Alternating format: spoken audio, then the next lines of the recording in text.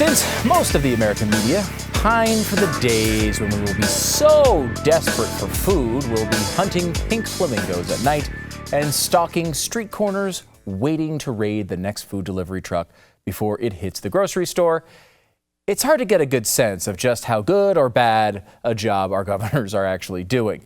When we have clothing brands putting Gavin Newsom's name on panties, and the media triumphantly carries Governor Cuomo around like he's Rudy Rudiger, even if he's shoving vulnerable old people into nursing homes to die and then trying to cover it up, it's up to us to provide the definitive list on the worst governors during this pandemic.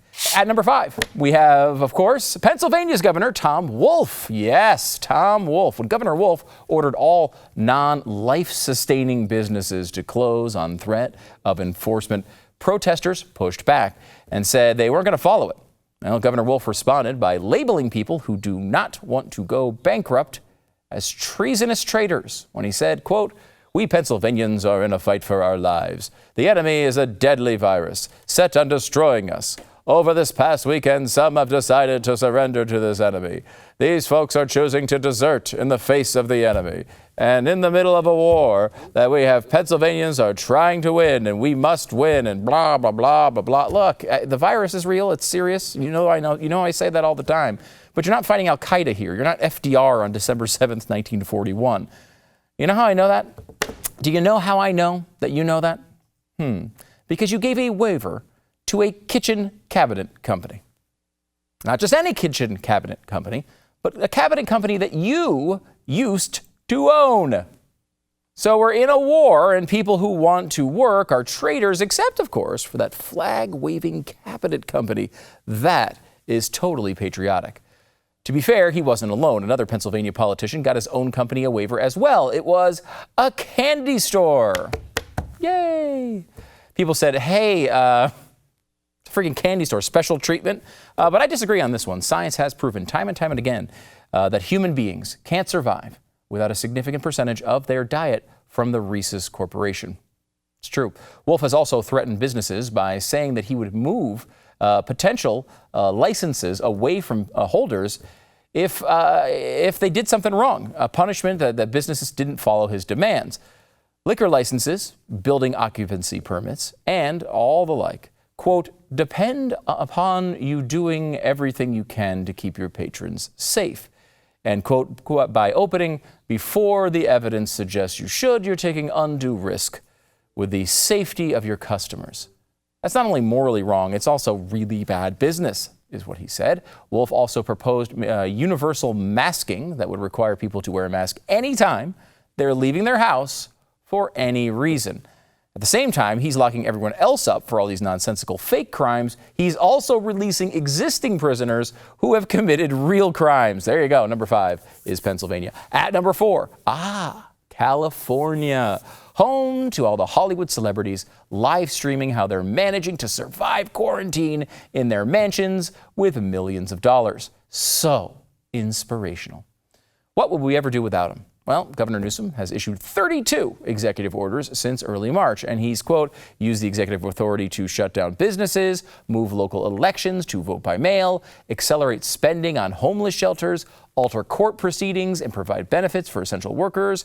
And he also made it illegal to sleep with your campaign manager's wife, which was oddly specific, but I guess it was in that batch of executive orders.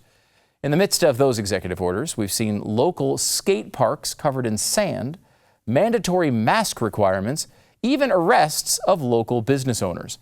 A gym owner was arrested in California for reopening to save his business. Lou Uradell said he had lost most of his clientele he'd built up and had to do something or he was going to lose it all. And despite everyone keeping their distance in the gym and wiping down everything constantly, authorities still hauled him off like he was a criminal. Local media reported the incident as rare, and that the authorities have preferred to use warnings to get businesses to comply. That's a quote. I love that. They try to soften that as if it's better. We won't throw you in jail if you just agree. A lot of the crazier stuff in California doesn't come from Newsom, but from the counties. It's important to note that it wasn't the counties, however, who were having an affair with their campaign manager's wife. Just something you need to know.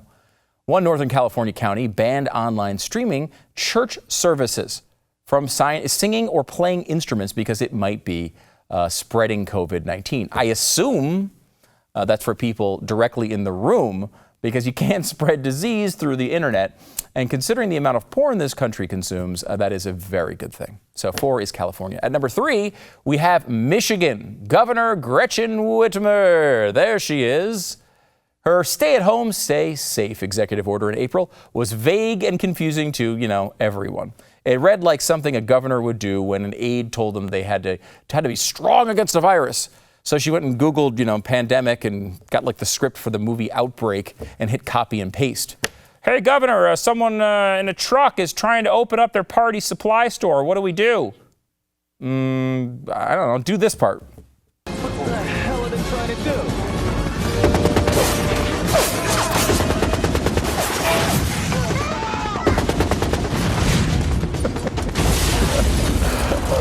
Really realistic, I gotta say. A lot of guns make cars explode in movies. I don't know if that really happens or not. The order basically stops people from almost all gatherings and initially had bizarre restrictions like not being able to travel between your residences if you had more than one, or stores over 50,000 square feet not being allowed to sell paint or furniture or garden supplies or carpet or flooring. In fact, she even tried to ban the advertising of any non-essential products on radio or TV. Practically the only thing missing from her executive order was the blueprint for Operation Clean Sweep, which was the government's plan in the movie Outbreak to contain the virus by incinerating everyone in town. I mean, it may still, I have to apologize to the fine people of Cedar Rapids for giving Governor Whitmer that idea, because it could be coming anytime. At number 2, Virginia Governor Ralph Northam. The governor that was so great, they excused him for painting on a black face. Northam threatened he threatened a pastor with jail time, or a $2,500 fine it was, for holding a service on Palm Sunday. That would be the Sabbath during Holy Week for all you heathens out there. The crime? 16 people showed up for the service at the small church. The Department of Justice took the side of the church, and so did the lightning that seared the words "Down with Northam" into the grass nearby. But things are looking up in Virginia. There is an exciting new plan. Previously, now I know this is weird, previously you could only exercise on beaches, not relax. So Governor Northam's henchmen would have to sit and watch beachgoers and decide whether or not they were exercising and then figure out what the hell to do if they're not. The new dictate will allow activities including swimming, surfing, fishing, and other recreational activities. This sounds like a positive, but I wish they would have waited. I kind of wanted to see the case go all the way to the Supreme Court and watch the state of Virginia try to explain how a particular instance of swimming was in fact recreational and not exercise, and then watch Clarence Thomas slowly get up from his chair and backhand the attorney. That would have been fun. Thankfully, Governor Northam has explained all of the do's and don'ts of beach going for you. Here's what is not allowed. Group activities like group sports, speakers playing loud music to large groups. As you know, COVID-19 can be spread by sound. No tents or groups of umbrellas. I assume a singular umbrella is okay then. And no beach volleyball. And that is very upsetting because, as you can see, I'm a beach volleyball aficionado. Picture Maverick and Iceman from Top Gun, except not for Tom Cruise and Val Kilmer. Think more of like a Jerry Nadler vibe. There was a lot to do here on the beach, a lot of activities that had all sorts of rules. It can be tricky to list them all. If you're not sure what an approved Governor Northam sanctioned activity is on the beach, you can literally call his office and ask. That's what they say. The number is 804-786-2211. There you go. Just tell him Stu sent you. For example, hey, I'm on the beach right now and I was about to play volleyball inside a tent under multiple umbrellas while blasting loud music. And also, screw you. Something like that.